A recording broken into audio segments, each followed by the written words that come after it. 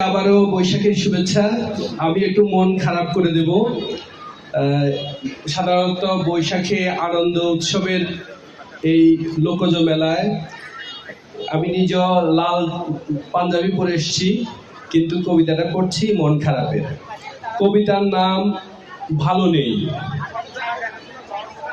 প্রিয় কোনো কণ্ঠস্বর মুঠোফোনে জানতে চাইলে কেমন আছি, উত্তরে বলি ভালো নেই। টাং রোডে গড়াগড়ি খাচ্ছি, আমাকে কেউ কুড়িয়ে নিচ্ছে না। জানি আমার নির্লিপ্ত দিনগুলোর দায় কেউ নেবে না।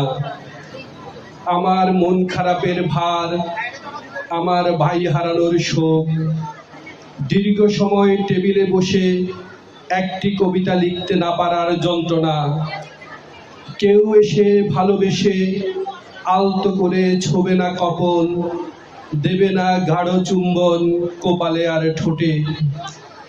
ছুটির দিন পথে পথে খালি থাকবে বাইকে পেছনের সিট। কর্মহীন অলস সময়ে বিছানায় শুয়ে বসে থাকা অসহ্য দিন। কারো আহ্বান থাকবে না দূরে বেড়াতে যাবার, পাহাড়ে সমুদ্রে। দেশীয় ছোট মাছের সুস্বাদু ঝোল, ধুন্দুল ভাজি, জলপাই আচার, ফুল সহ টেবিলে সাজিয়ে কেউ দেবে না ভোজনের আমন্ত্রণ। খুব কাছের মানুষটির অনর্থক শত্রুতায় বিষাবে জীবন। আমার আপন বোন আমার মৃত্যু কামনা করবে, মিথ্যে জানার দায়ে হারাবো সর্বস্ব। স্ত্রী সন্তানদের কাছে হব এক নিরুপায় এটিএম মেশিন।